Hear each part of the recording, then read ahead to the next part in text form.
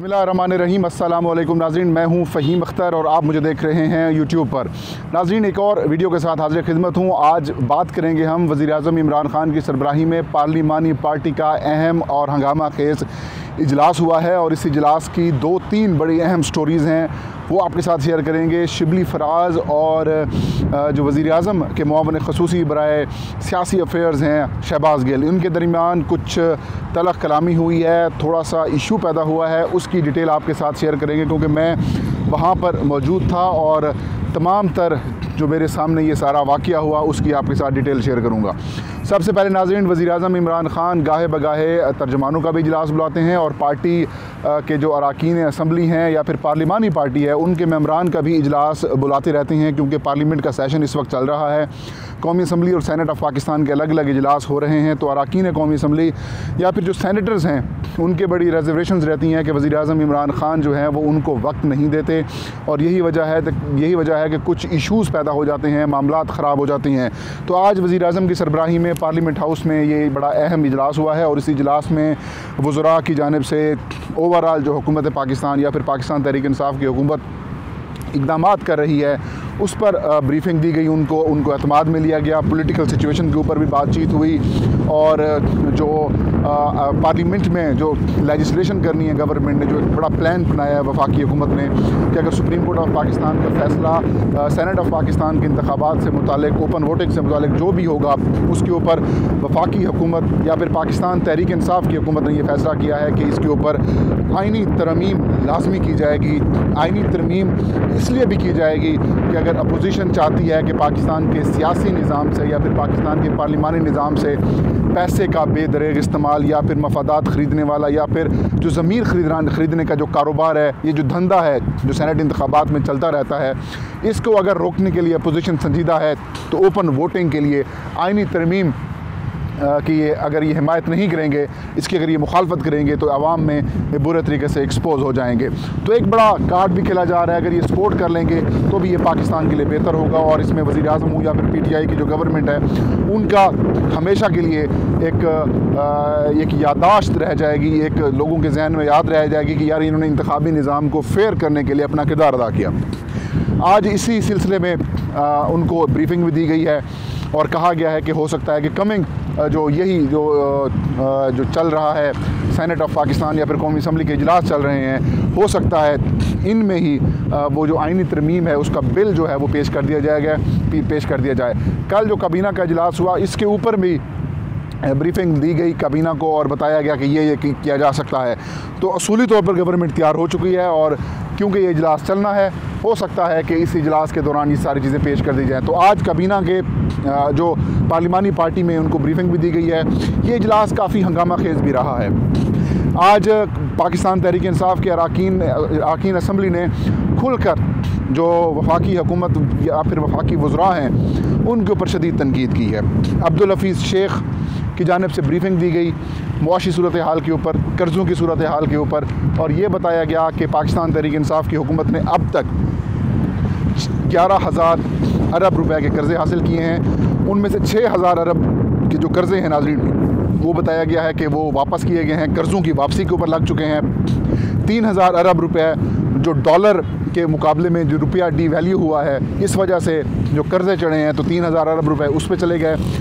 6 और 3 11 हो गए, जबकि 1,500 अरब रुपए जो है वो कोविड रिलीफ फ़ंड में ख़र्च किए गए हैं। तो यूँ उन्होंने कहा कि जितने कर्ज़ हमने हासिल किए हैं उसका उन्होंने मुवाज़ना भी पेश किया और ये कहा कि निस्फ़ से ज़्यादा जो कर्ज़ा हासिल किया गया वो फिर वापस भी किया गया है।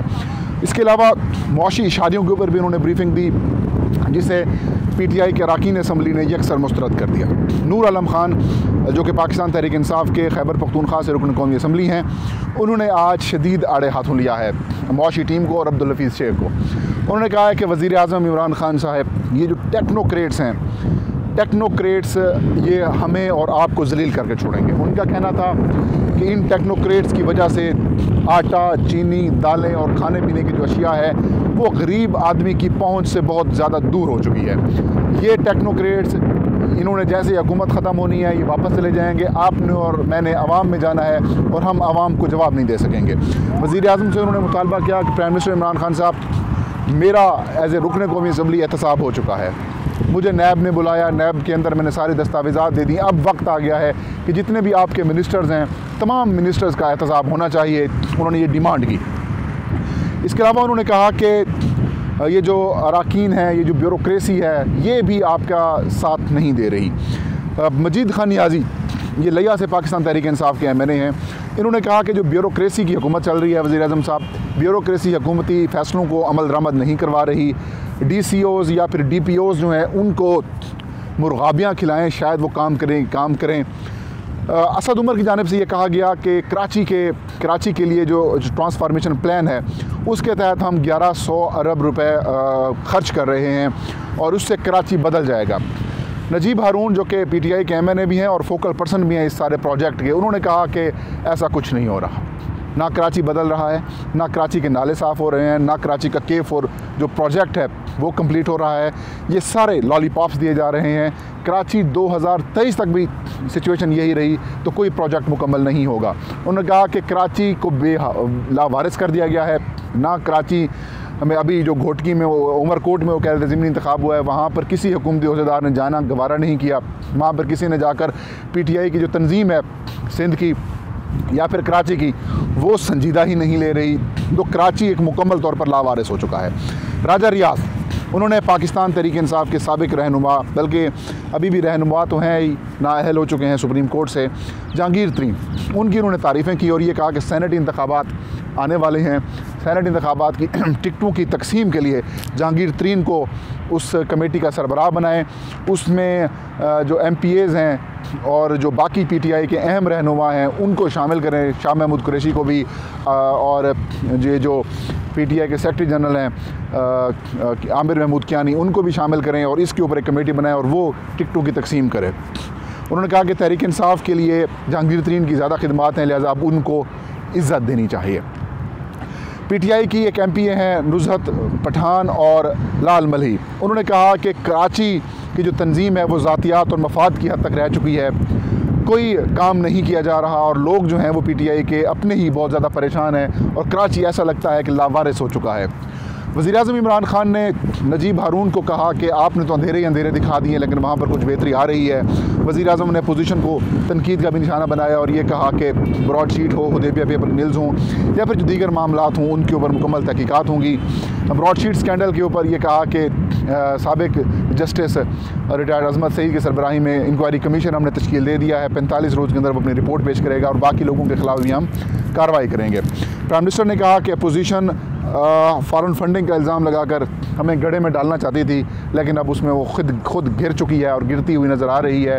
इसके ऊपर उन्होंने कहा फ़ारूक हबीब बहुत अच्छा काम कर रहे हैं। इजलास में सिचुएशन उस वक्त गंभीर पैदा हुई, बल्कि इजलास के बाद ही, जब इजलास चल रहा था और वज़ीर-ए-आज़म के मुआविन खुसूसी शहबाज गिल वो इजलास छोड़ कर बाहर है। ज़ाहिर है हम साफ़ी सारे बाहर ही थे, तो आके उन्होंने जिस तरीके से वो करते हैं उन्होंने साफ़ियों से गपशप करना शुरू कर दी और कुछ जो ख़बरें वफाकी हुकूमत की वो उन्होंने हमें बताना शुरू कर दी।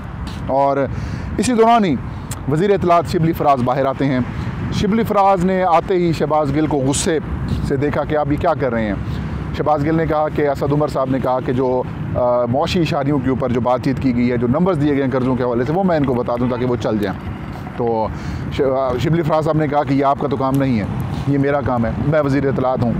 आपने अगर कुछ बात करनी है तो आप मेरे साथ आएँ, बाहर मैं प्रेस कॉन्फ्रेंस करने लगा हूँ, आप बाहर आके बात करें।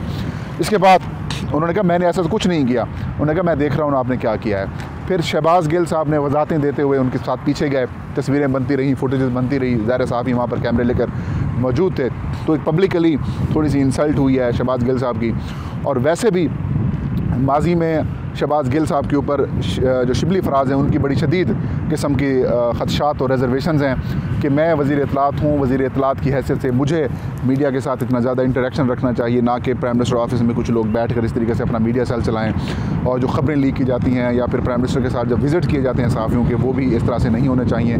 पर आज एक बड़ा इसे कह सकते हैं कि नाखुशगवार किस्म का ये वाक़या पेश आया है और ये पब्लिकली हुआ है और इस गुस्से का इज़हार शिबली फराज साहब ने आज किया है। और यकीनन जिनका जो काम है उसे वही करना चाहिए, ना कि लेफ़्ट राइट से। अगर आपका ज़िम्मेदारी पॉलिटिकल अफेयर्स की है तो फिर या फिर पॉलिटिकल कम्युनिकेशंस की है तो फिर आपको पॉलिटिकल कम्युनिकेशंस करनी चाहिए, ना कि इन्फॉर्मेशन बनाना चाहिए। इन्फॉर्मेशन जिसकी डोमेन है उनको करना चाहिए। तो नाज़रीन, ये थी आज के हंगामा खेज़ इजलास का अहवाल। इंशाल्लाह नेक्स्ट वीडियो में नई खबर के साथ हाजिर होंगे। तब तक मुझे इजाज़त दीजिए। अपना और अपने जाने वालों को ढेर सारा ख्याल रखें। अल्लाह हम सबका हामी नासिर।